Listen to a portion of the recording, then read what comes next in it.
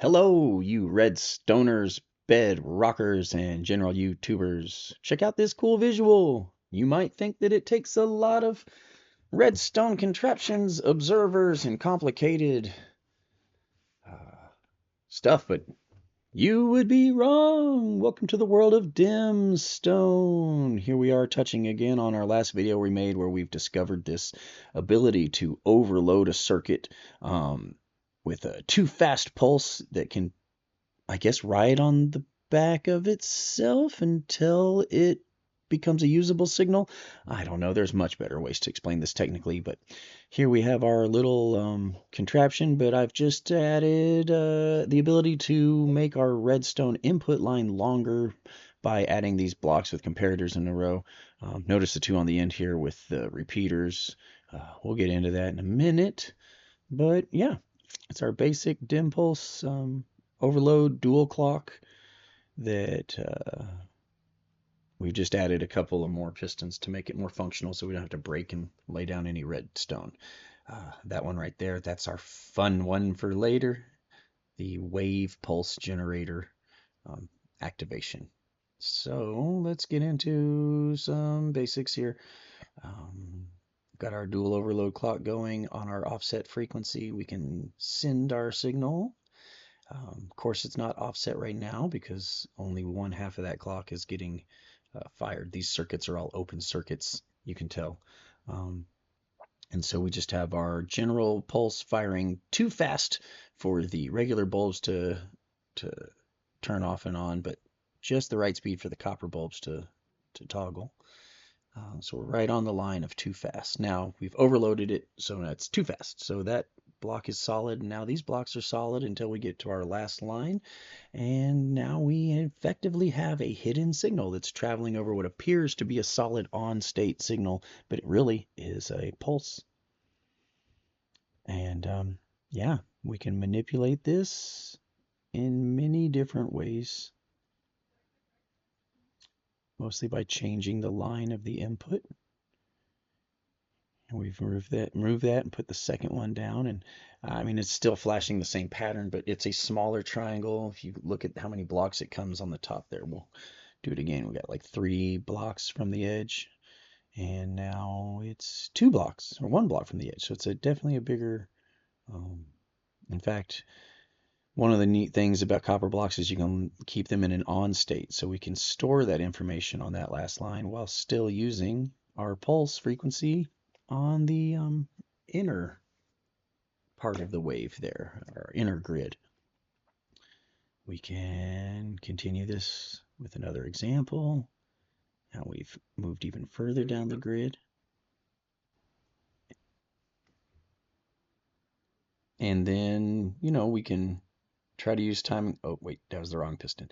We can use just timing to go ahead and release that last row of, all right, everything's on, then boom, it is a timing game, just like most things in computers. All right, now we've released that last line, and so we just have our pulse sent, you know, this far down the line. Let's try the next one, and we still have 1 solid copper block there, so our pulse is still getting overloaded, at least to just there. So that's about as far as we can go without introducing repeaters. And so, yeah, let's introduce a repeater. Will it even matter? I mean, so the repeater changes the timing. So we're back to just a full pulsing signal. So we will try to desync this again, and boom, there we go. And now we have 2 lines doing their thing. Just showing more that, you know, manipulating the length. Now, here we go.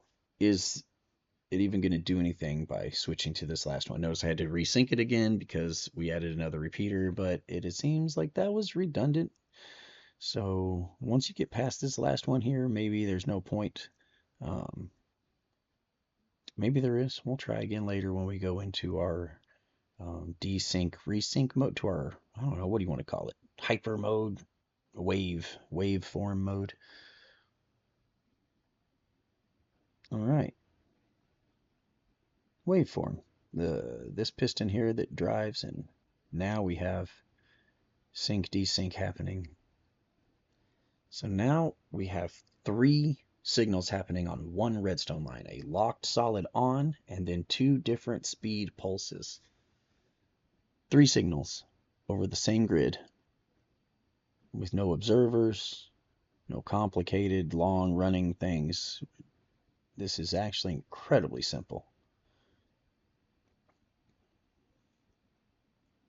We're just talking visuals right now. What about crazy advanced farms and security systems? All right, breaking our loop, but keeping it in desync all the way to here. I'm going to go ahead and try. Maybe it does matter. See where we're at here. Okay. Add the wave, and now we have just pandemonium.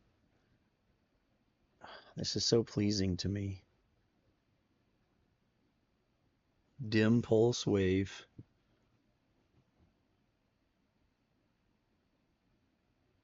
And it's not that big.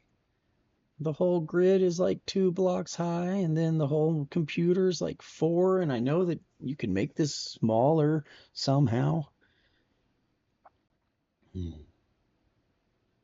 So awesome. Ooh, let's scale this up. Make it a little bigger. What do you say? Running around hitting levers trying to get the timing right. That's just not the way to do it. So we're going to fix that problem soon. But wow. Just awesome. Dimstone Minecraft, crafting from that which we mine. Like and subscribe, please.